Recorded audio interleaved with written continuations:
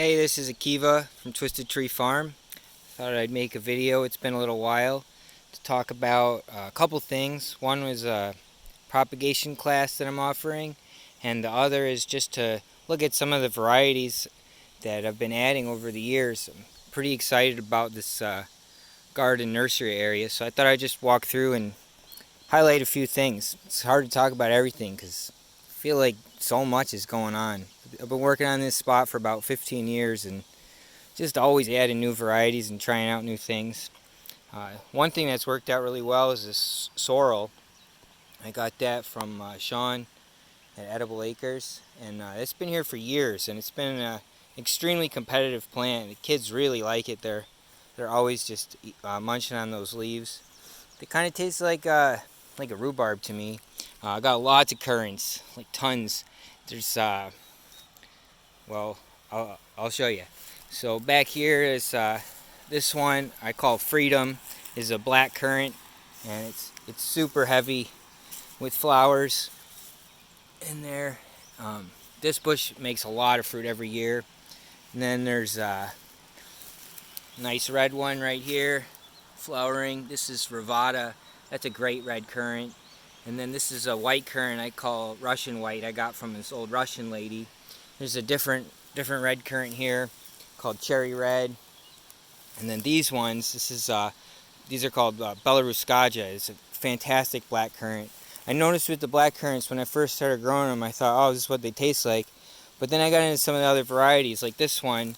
This is Menage Smaru, and the flavors, like, it changes. It's not like this super overpowering musky flavor. It's which I actually really have grown to love, but it's much sweeter. They're more like almost like really good grapes or something.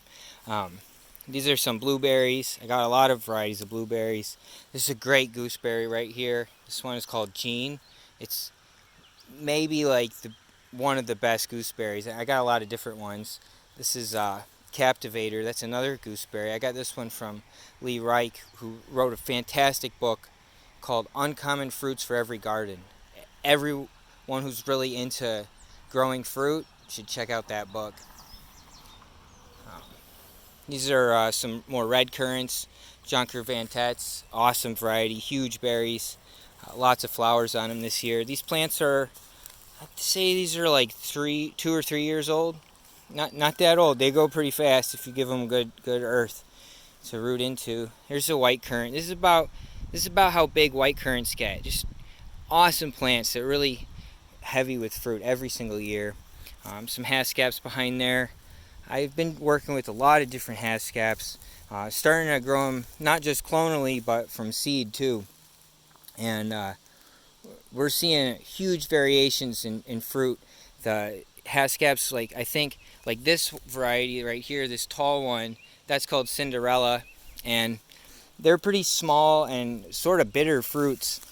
But then I got other ones like right there. They're these Japanese varieties that are. The fruits are probably 3 times as big as Cinderella and on par with like blueberry, raspberry, like really good flavor.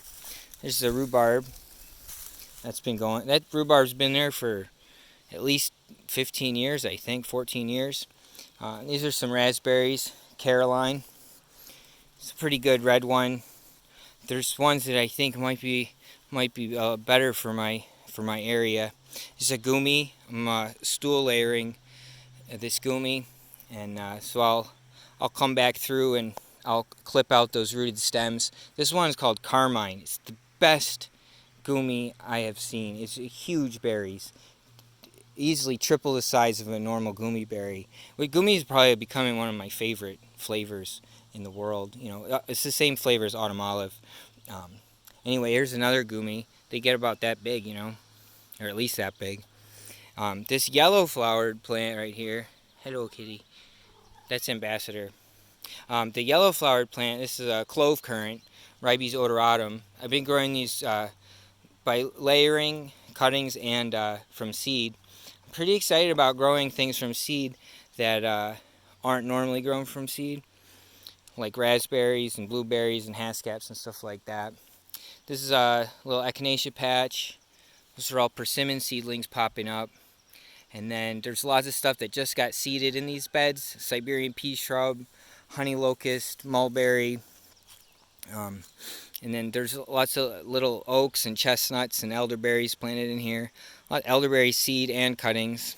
Little haskap plants, little aronia plants, all kinds of stuff. This big white flowering guy, that's Sweet Sicily, a powerhouse of a perennial. Like, just nothing competes with it at all. It's a really robust plant.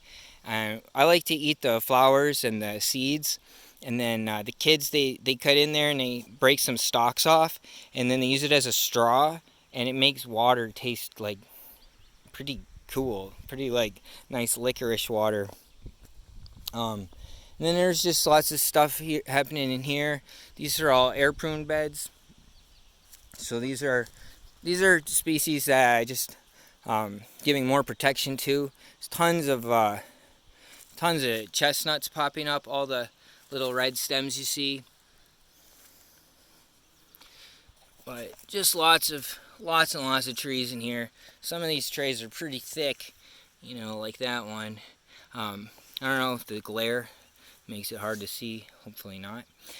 Hazelnuts in there, and just a ton of trees. At least a few thousand trees right in these bins. I was talking about seedlings. There's lots of stuff in other areas. It's hard to go everywhere, but I just have this to keep the cats off. But these are all haskap seedlings that are pretty exciting. They're kind of clumped together, but that's okay. More chestnuts coming up in these beds where you see the sawdust. This haskap, if you're gonna get like different kinds of haskaps, there's the Russian varieties and the Japanese varieties. This one is the best of the Russians, I think. It's called Aurora, and it's really excellent.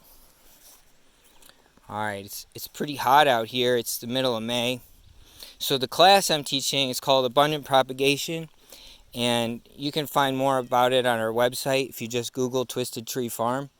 These are Indigo Gem, and that is one of my favorite varieties. It's another Russian one, and they just load it every year. I get so much fruit out of this little hedge here, and lots of layers too. Lots of cuttings we root off of it. Just really good fat berries. They ripen super early. Like, I've had ripe fruit as early as May 25th, and you can see all the fruit on here now. You can see the green berries. These are some pink raspberries. Great variety. It's called Double Gold. More haskaps being layered. Lots of stuff happening everywhere, really. Siberian pea shrubs popping up here. These are pears. I threw down a bunch of rotten fruit in the fall. I'm really into wild pears. Apparently, there's pear trees that can grow like forest trees and be over 70 feet tall. And I just love that idea. I'm pretty much into wildlife trees a lot. I like making habitat. Lots of currants and goji berries, grafts of pears and apples. More apples, some josta berries. This is Monarda. Great patch of Monarda. I just have vegetables in the hoop house right now, but it's going to be a fig house pretty soon here. These are all hazelnuts and aronias. Some apple trees and butternuts and English walnuts, and lots of nice stuff back here. Getting out of the sun feels good. Alright, here's a really good gooseberry called Tixia. And then these two gooseberries have been like really productive. This one is called Amish, and it has a nice big red berry I really like.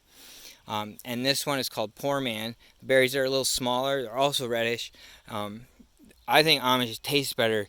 Poor Man is a crazy producer. Like, it's so much fruit. You could really make preserves or something just with one bush. Here's a little patch of yarrow. Absolutely love that plant. So there's some josta berries back in here, and some more black currants. That's that Freedom variety.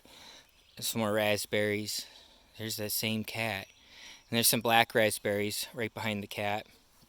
And there's the nettle patch.